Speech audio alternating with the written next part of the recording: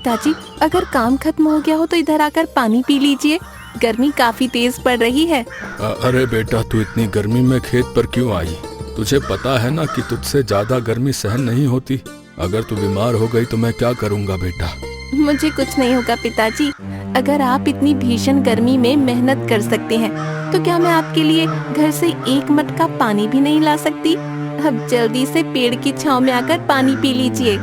बेटा तू अब घर जा, मैं खेत का काम खत्म करके शाम तक घर लौट आऊंगा। नहीं पिताजी, आप भी मेरे साथ घर चलिए। आपके बिना मेरा घर पर बिल्कुल भी मन नहीं लगता। मैं घर पर अकेले क्या करूँगी? बेटा तू तो जानती ही है कि तेरी माँ अब इस दुनिया में नहीं है और अब मुझे ही तेरा पालन पोषण करना है। और इस साल हमने खेत में टमाटर की खेती की है। अगर मैंने इनका ठीक से ध्यान नहीं रखा तो सब खराब हो जाएंगे और हमारी सारी मेहनत बर्बाद हो जाएगी। ठीक है पिताजी, मैं घर जा रही हूँ। आप अपना ख्याल रखना और हाँ, शाम को जल्दी घर लौट आना और समय पर खाना खा लेना। ठीक है बेटा, मैं समय पर खाना खा लूंगा। अब तू घर जा। और फिर कोमल खुशीलाल को खाना देकर अपने घर आ जाती है और वो दीवार पर लगी उसकी माँ की तस्वीर को देखकर रोने लगती है। माँ, आज मुझे आपकी बहुत याद आ रही है। जब पिताजी खेत पर चले जाते हैं तो मुझे ये घर काटने को दौड़ता है। ऐसा लगता है जैसे मेरा कोई है ही नहीं।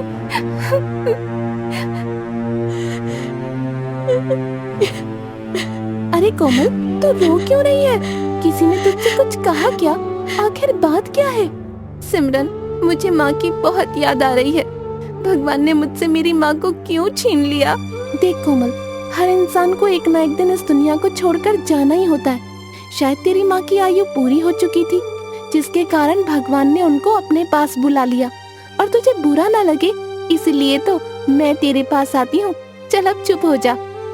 सिमरन कोमल की सबसे अच्छी दोस्त थी। वो अक्सर कोमल से मिलने उसके घर आया करती थी। अरे कोमल, तूने अपनी पढ़ाई क्यों छोड़ दी? तेरा तो सपना था ना डॉक्टर बनने का। अब तुझे क्या बताऊं सिमरन, घर की मजबूरियां अक्सर हमारे सपनों को तोड़ देती हैं। तुझे तो पता ही है कि डॉक्टर की पढ़ाई करने के लिए बहुत खर्चा आता है। घर का गुजारा भी ठीक से तो हो ही नहीं पाता और मैं नहीं चाहती कि मैं पिताजी के ऊपर और बोझ बनूं। बस इसी कारण मैंने अपनी पढ़ाई छोड़ दी। कोमल, अगर तू कहे तो मैं अपने पिताजी से कहकर तेरी कुछ मदद करा सकती हूँ। नहीं सिमरन, वैसे ही तेरे पिताजी से हम बहुत मदद ले चुके हैं। अब हम उनसे और मदद नहीं लेना चाहते। ठीक है कोमल, जैसी तेरी मर्जी। अब मैं चलती हूँ, तुझसे मिलने आती रहूंगी।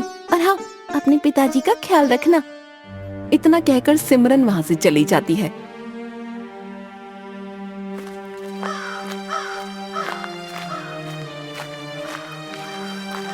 पिताजी आप आ गए। आप हाथ मुंह धो लीजिए, मैं अभी आपके लिए खाना लगा देती हूँ। ठीक है बेटा, मैं हाथ मुंह धोकर आता हूँ। तब तक तू मेरे लिए खाना लगा दे।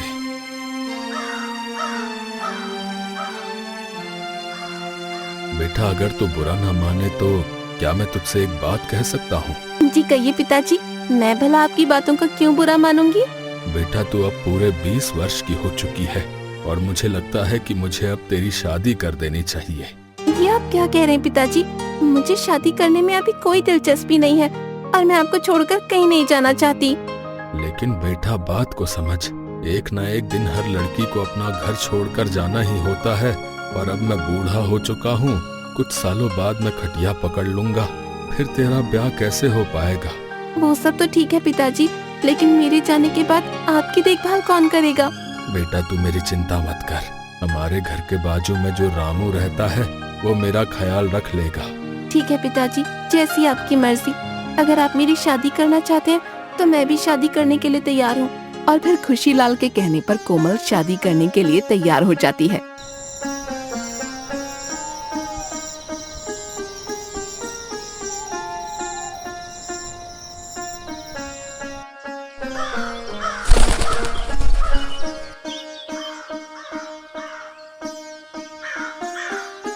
पंडित जी, मैं अपनी बेटी की शादी करना चाहता हूँ, लेकिन मुझे उसके लिए कोई योग्य वर नहीं मिल रहा। क्या आप इसमें मेरी कोई मदद कर सकते हैं? देखो खुशीलाल, मेरी नजर में कोमल बिटिया के लिए एक बहुत ही योग्य लड़का है। लड़के का नाम संदीप है और वो लड़का सरकारी नौकरी करता है, लेकिन लेकिन क्या पंडित जी, आप चुप क्यों हो गए? बताइए ना, आखिर बात क्या है? खुशीलाल, तुम तो जानते ही हो कि आजकल के लड़के वाले दहेज की मांग करते हैं और अब तो बिना दहेज के शादी करना तो संभव ही नहीं रहा। आप कहना क्या चाहते हैं पंडित जी? मैं कुछ समझा नहीं। खुशीलाल, लड़के वालों ने दहेज के रूप में पूरे 2 लाख रुपए की मांग की है। अगर उन्हें 2 लाख रुपए नहीं मिलेंगे तो वो शादी करने के लिए इनकार कर देंगे। पंडित जी, आप बात को आगे बढ़ाइए। मैं लड़के वालों को जो है 2 लाख रुपए देने के लिए तैयार हूँ। लेकिन खुशीलाल, तुम इतने सारे पैसे कहाँ से लाओगे? पंडित जी, इस साल मैंने अपने खेतों में टमाटर की खेती की है। उन टमाटरों को बेचकर मुझे जो मुनाफा होगा और घर में बचे हुए पैसों से मैं अपनी बेटी की शादी धूमधाम से करूंगा। ठीक है खुशीलाल, अगर तुम लड़के वालों को 2 लाख रुपए देने के लिए तैयार हो तो समझो रिश्ता पक्का। तो ठीक है, अब मैं चलता हूँ। और फिर दहेज के रूप में 2 लाख रुपए मिलने पर लड़के वाले शादी करने के लिए तैयार हो जाते हैं। समधी जी, ये मेरा बेटा संदीप है। मेरा बेटा सरकारी नौकरी करता है।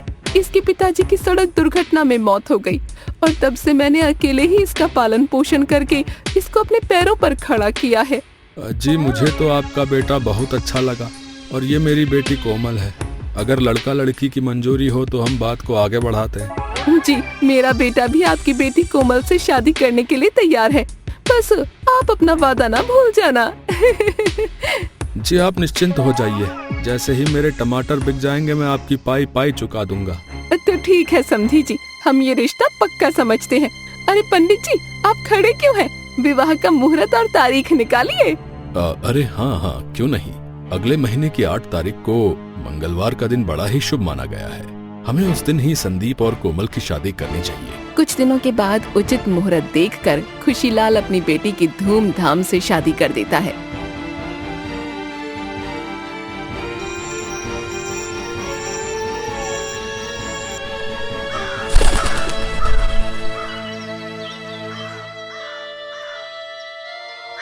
बहू, आज मेरे शरीर में थोड़ी थकान सी महसूस हो रही है।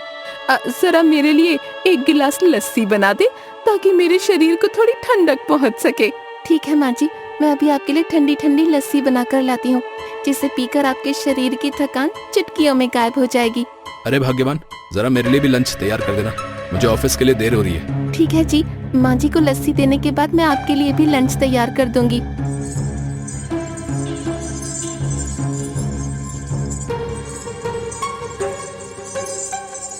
ये लीजिए माँ जी, आपकी ठंडी ठंडी स्वादिष्ट लस्सी।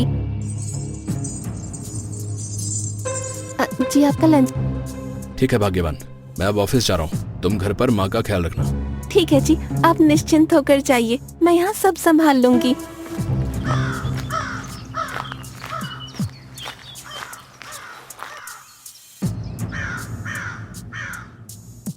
अरे खुशीलाल, क्या हुआ? तुम ऐसे मुंह लटका कर क्यों बैठे हो भाई? अरे राजपाल, अरे तुम यहाँ मुझे बुला लिया होता भाई, मैं आ जाता। तुमने यहाँ आने का कष्ट क्यों किया? तुम भी ना खुशीलाल, कैसी बातें करते हो? भले ही मैं अब एक कलेक्टर बन चुका हूँ, लेकिन मैं तुम्हारे लिए हमेशा एक दोस्त ही रहूंगा और दोस्ती में अमीरी गरीबी नहीं देखी जाती, समझे? अब मुझे ये बताओ कि तुम उदास क्यों बैठे हो भाई? अरे कुछ नहीं राजपाल, जब से कोमल को इस घर से विदा किया है तब से मेरा किसी काम में मन ही नहीं लग रहा है। बस हर वक्त उसको याद करता रहता हूँ। अब क्या करें खुशीलाल, दुनिया का हर बाप अपनी बेटी से बहुत प्यार करता है, लेकिन बेटी तो पराया धन होती है। और कुछ दिनों के बाद मेरी बेटी की भी शादी हो जाएगी और फिर मेरा घर भी सूना हो जाएगा यार। हाँ, तुम ठीक कहते हो यार भाई राजपाल। अच्छा बताओ, सिमरन बिटिया कैसी है? वो एकदम बढ़िया है, बस हर वक्त कोमल को याद करती रहती है। कहती है कि पापा जब से कोमल ससुराल गई है तब से मेरा मन ही नहीं लगता उसके बिना। सिमरन बिटिया से कहना कि कोमल भी उसको बहुत याद करती है। अच्छा ठीक है खुशीलाल, अब मैं चलता हूँ भाई, अपना ख्याल रखना, ठीक है?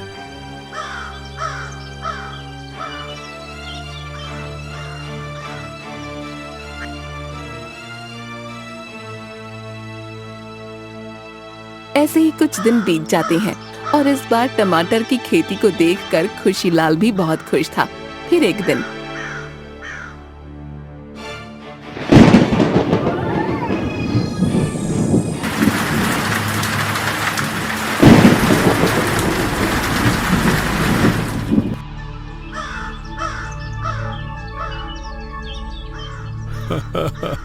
अरे भगवान, ये क्या हो गया है? इस बारिश को भी अभी आना था।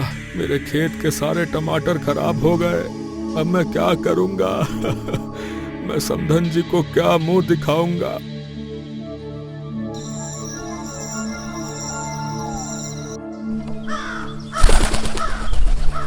अगले दिन खुशीलाल उसके घर पर बैठा हुआ था। तभी वहाँ पर संदीप की माँ कल्याणी आ जाती है। राम राम समधी जी, कैसे हैं? अरे आइए समधन जी, बताइए यहाँ कैसे आना हुआ? समधी जी, लगता है आप अपना वादा भूल गए। रिश्ता पक्का करने से पहले हमने आपसे दहेज के रूप में पूरे 2 लाख रुपए की मांग की थी, लेकिन आपने वो पैसे अभी तक दिए ही नहीं। अब मैं वही पैसे लेने आई हूँ।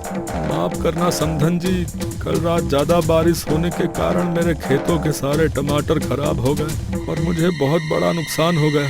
तो इसमें मैं क्या करूं? ये बात तो आपको शादी करने के पहले सोचनी चाहिए थी ना। आपके कारण मैंने अपने बेटे की शादी किसी और जगह ना कराई, वरना आपकी लड़की से लाख गुना अच्छी लड़की मिल जाती मेरे लड़के को। मैं कुछ नहीं जानती, मुझे मेरे पैसे चाहिए। समधन जी, मुझे कुछ दिनों का समय दीजिए, मैं आपके 2 लाख रुपए जल्द ही दे दूंगा। ठीक है, मैं आपको 1 हफ्ते का समय देती हूँ। अगर आपने मुझे जल्द ही 2 लाख रुपए नहीं दिए तो मैं आपकी बेटी का ऐसा हौल करूँगी कि आपने सोचा भी ना होगा, समझे? अरे नहीं नहीं समधन जी, मेरी बेटी को कुछ मत करना, मैं आपको 2 लाख रुपए जल्द ही दे दूंगा। ठीक है, चलती हूँ। 1 हफ्ते के अंदर पैसे घर पहुँचा देना, वरना आप अंजाम भली भांति जानते हैं। इतना कहकर कल्याणी वहाँ से चली जाती है और खुशीलाल सोच में पड़ जाता है। हे भगवान, ये कैसी मुसीबत आ पड़ी। अब मैं समधन जी को 2 लाख रुपए कहाँ से दूंगा? अब लगता है मुझे अपना खेत बेचना ही पड़ेगा।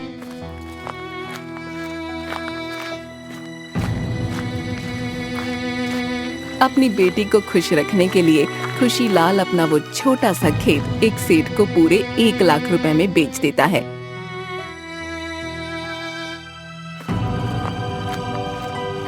और बाकी के बचे हुए पैसे मिलाकर उसके पास 1,20,000 रुपए हो जाते हैं।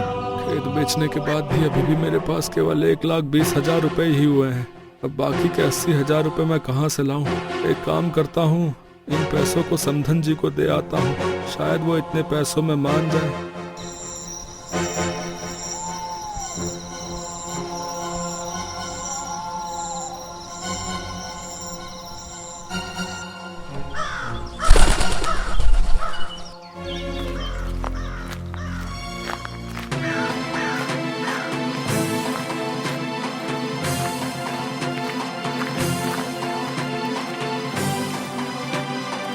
अरे आइए आइए समधी जी, मैं हर पल आप ही का इंतजार करती रहती हूँ। पैसे का बंदोबस्त हुआ कि नहीं? समधन जी, मैंने 1 लाख रुपए में अपना खेत बेच दिया और घर के बचे हुए सारे पैसे लेकर मैं आपके पास आया हूँ। आप इन सभी पैसों को रख लीजिए। अरे वाह, ये तो आपने बहुत ही अच्छा किया। लाइए, जल्दी से इन सभी पैसों को मुझे दे दीजिए। लेकिन समधन जी, अभी भी इसमें 80,000 रुपए थोड़े कम हैं। मैं आपको बाकी के पैसे जल्द ही लौटा दूंगा। क्या अभी भी इसमें 80,000 रुपए कम है? हे भगवान, पता नहीं किस भिखारी के घर मैंने रिश्ता जोड़ लिया। मुझे तो अब शर्म आने लगी है इनको अपना समधी कहते हुए भी। समधी जी, अब ये पैसे देकर यहाँ से दफा हो जाइए, और हाँ, बाकी के पैसे जल्द ही दे देना। और फिर कल्याणी खुशीलाल से पैसे लेकर उसे बेइज्जत करके वहाँ से भेज देती है। पूरे पैसे न मिलने के कारण अब वो कोमल पर भी अत्याचार करने लगती है।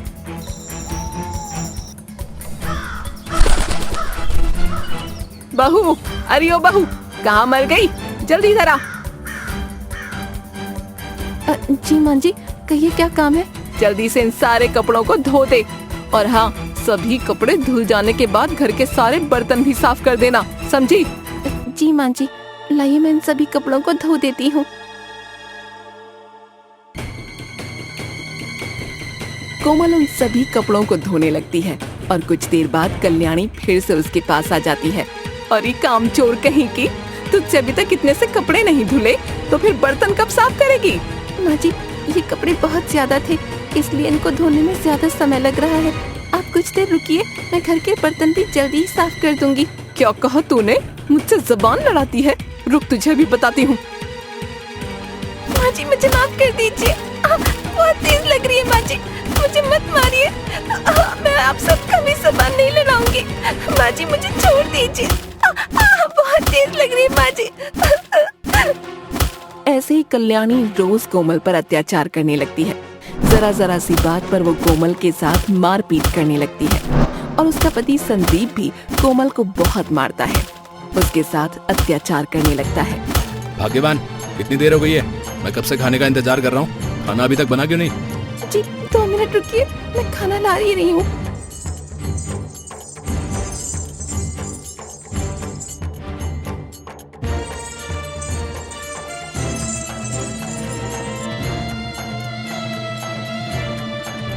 शी भाग्यवान, ये तुमने कैसा खाना बनाया है? इसमें ना नमक का स्वाद है और ना ही मिर्च का। इस बेस्वाद खाने से अच्छा तो मैं रूखी सूखी खा लेता।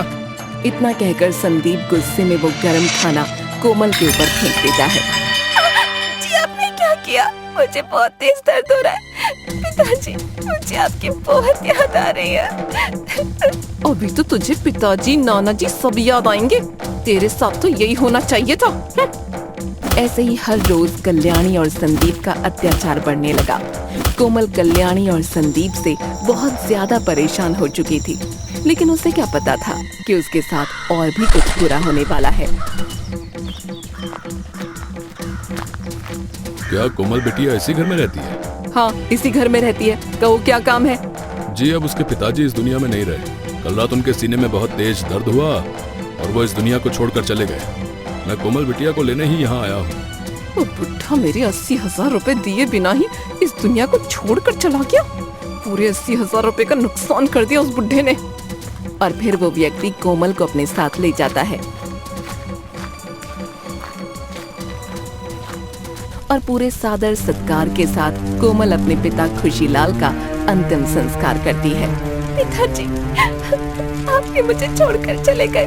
मेरा आपके अलावा इस दुनिया में कोई नहीं था पिताजी। अब मैं जी कर क्या करूंगी? बेटी चुप हो जाओ। ऊपर वाले के न्याय को कोई नहीं समझ सकता। एक ना एक दिन सबको इस दुनिया को छोड़कर जाना ही होता है। बिटिया चुप हो जाओ, अब रोने से कोई फायदा नहीं है। ऐसे ही कुछ दिन बीत जाते हैं। कोमल फिर से अपने ससुराल आ जाती है, जिसे देखकर संदीप और कल्याणी आग बबूला हो जाते हैं। आ गई महारानी, इससे अच्छा तो तू भी अपने बाप के साथ मर जाती। कम से कम तुझसे हमारा पीछा तो छूटता। माँ बिल्कुल सही कह रही हो। मुझे भी ये लड़की बिल्कुल भी पसंद नहीं है और अब ये इस घर में एक पल भी नहीं रहेगी। जी, आप ये क्या कह रहे हैं? आपके बिना मैं कहाँ जाऊंगी? मुझे इस घर से मत निकालिए। तुझे एक बार में समझ में नहीं आता क्या? संदीप, इसका सारा सामान निकाल कर फेंक दे बाहर और इसे धक्के मारकर निकाल यहाँ से। जी माँ, जैसी आपकी मर्जी। मैं अभी इसको बाहर का नजारा दिखाता हूँ। चल। और फिर संदीप कोमल का सारा सामान निकालकर घर के बाहर फेंक देता है। भगवान जी, मेरी क्या गलती थी जो आप मुझे इतनी कठोर सजा दे रहे हैं? मैं अब और नहीं जीना चाहती। मैं अपनी जान दे दूंगी। ज्यादा अत्याचार सहने की वजह से कोमल अपना होश खो देती है और पास ही के कुएं में कूद जाती है। अरे ये क्या? उस लड़की ने तो कुएं में छलांग लगा दी। हमें जल्द ही उसे बचाना होगा। कुछ लोग कोमल को बचाने के लिए कुएं के पास आते हैं, लेकिन तब तक बहुत देर हो चुकी थी। कोमल अब इस दुनिया को छोड़कर जा चुकी थी। पिताजी, आज हम बड़े दिनों के बाद कोमल और उसके पिताजी से मिलने जा रहे हैं। मुझे देखकर तो कोमल खुश हो जाएगी। हाँ बेटा, मुझे भी खुशीलाल से मिलना है। बहुत दिनों बाद आज हम फिर से उनसे मिलने जा रहे हैं। अरे पिताजी, इस कुएं के पास इतनी भीड़ क्यों लगी है? एक मिनट, गाड़ी रोकिए। सिमरन और राजपाल गाड़ी से उतरकर उस कुएं के पास जाते हैं। अरे भाई, यहाँ पर इतनी भीड़ क्यों लगी है? क्या कोई मुझे बताएगा कि यहाँ क्या हुआ है? सर, अभी कुछ देर पहले एक लड़की ने इस कुएं में कूदकर अपनी जान दे दी। क्या? ये तुम क्या कह रहे हो? कहाँ है वो लड़की? सर, ये रही वो लड़की जो कि अब इस दुनिया से जा चुकी है। पिताजी, ये तो कोमल है, लेकिन इसने कुएं में कूदकर अपनी जान क्यों दे दी? पता नहीं बेटा, मुझे तो कुछ समझ में नहीं आ रहा है कि ये सब क्या हो गया। सर, इस लड़की के पास से हमें एक चिट्ठी मिली है। मुझे पढ़ना नहीं आता है। जरा आप इस चिट्ठी को पढ़कर सुनाइए कि आखिर इसमें क्या लिखा है। अंकल, इस चिट्ठी को मुझे दीजिए, मैं इस चिट्ठी को पढ़कर सुनाती हूँ। मेरा नाम कोमल है। जो भी व्यक्ति इस चिट्ठी को पढ़ रहा है, वो मेरी सास और मेरे पति को कड़ी से कड़ी सजा दिलाना, क्योंकि मेरी सास ने मेरे पिताजी से दहेज के रूप में पूरे 2 लाख रुपए की मांग की थी, और जब मेरे पिताजी वो पैसे नहीं चुका पाए तो उन दोनों ने मुझ पर बहुत अत्याचार किए। वो मेरे साथ हर रोज मारपीट किया करते थे। मेरे पिताजी भी मुझे छोड़कर चले गए। अब मैं उनके पास जा रही हूँ। तो ये सब कोमल के ससुराल वालों का किया धरा है। मैं उनको ऐसी सजा दिलवाऊंगा कि वो जिंदगी भर याद रखेंगे। और फिर सिमरन और राजपाल पुलिस को लेकर कोमल के ससुराल पहुंच जाते हैं। अरे इंस्पेक्टर साहब, आप सभी इस वक्त आज यहाँ पर कैसे आना हुआ? अरे क्या तुम दोनों का नाम ही कल्याणी और संदीप है भाई? जी इंस्पेक्टर साहब, लेकिन हुआ क्या है ये तो बताइए। भाई मुझे सबूत मिला है कि तुम दोनों ने कोमल पर बहुत ही अत्याचार किए और इस जुर्म में तुम्हें जेल ले जाने के लिए आया हूँ मैं। चलो। ये आप क्या कह रहे हैं इंस्पेक्टर साहब? हम तो कोमल से बहुत ही ज्यादा प्यार करते हैं और आज सुबह से ही वो लापता है। अच्छा, अगर कोमल सुबह से लापता है तो तुम दोनों अभी तक उसे ढूंढने के लिए गए क्यों नहीं? रे भाई, क्या तुमको पता है कि कोमल अब इस दुनिया में नहीं है? और जाते वक्त वो ये चिट्ठी छोड़कर गई थी जिसमें लिखा था कि तुमने उसके पिता से दहेज के रूप में 2 लाख रुपए की मांग की थी। क्या तुम्हें पता है कि दहेज मांगना एक कानूनन अपराध है? अब तुम दोनों को फांसी की सजा मिलेगी। चलो रे। फांसी का नाम सुनकर संदीप बहुत ज्यादा डर जाता है और वो इंस्पेक्टर साहब से कहता है, इंस्पेक्टर साहब मुझे माफ कर दीजिए, इसमें मेरी कोई गलती नहीं है। ये सब मेरी माँ का किया धरा है, आप इसे ले जाइए। गलती तो तुम दोनों ने की है, सजा तो तुम दोनों को बराबर मिलेगी। तुमने एक पिता के साथ साथ उसकी बेटी की भी जान ली है। इंस्पेक्टर साहब, गिरफ्तार कर लीजिए इन दोनों को। और फिर इंस्पेक्टर साहब दहेज मांगने के जुर्म में कोमल की मौत का जिम्मेदार होने पर संदीप और कल्याणी को जेल ले जाते हैं। संदीप को फांसी दे दी जाती है और कल्याणी को उम्र कैद की सजा हो जाती है, जिसके बाद राजपाल और सिमरन कोमल का अंतिम संस्कार कर देते हैं।